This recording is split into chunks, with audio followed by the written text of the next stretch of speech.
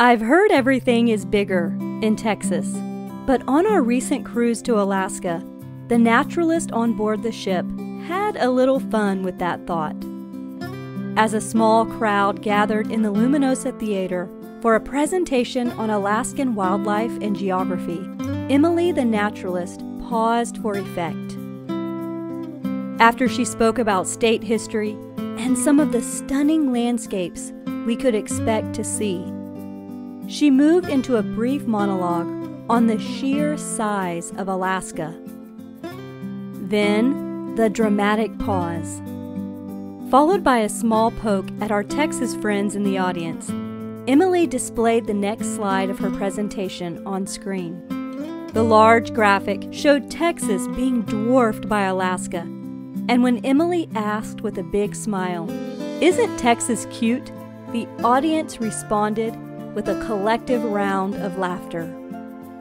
Turns out you could fit Texas into Alaska twice, and according to Alaska.org, it's bigger than Texas, California, and Montana combined. During a brief stay in our last Alaskan port of the journey, we were even able to see the great state from a new vantage point. Because it's so common and often necessary for locals to use small seaplanes as a main mode of transportation between towns and cities, the experience is also offered as an offshore tourist excursion. After some hesitancy, I joined my parents, my uncle, and another couple from our ship for a narrated tour from the air.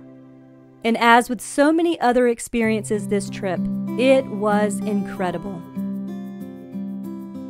Just east of the port city Ketchikan is an area known as the Misty Fjords.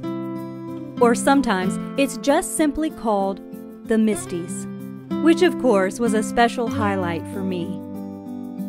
The name comes from the near constant precipitation in the area, and TravelAlaska.com describes the landscape as a natural mosaic of sea cliffs, steep fjords, and rock walls jutting 3,000 feet straight out of the ocean. Seeing this rugged wilderness from the sky proved to be quite memorable. When my uncle asked the pilot about his level of proficiency in the air, he made a joke about it being his first time flying a seaplane. But thankfully, his true experience came through in navigating a smooth flight through the mist and fog, as well as sharing some of the area's history and pointing out places of interest along the way.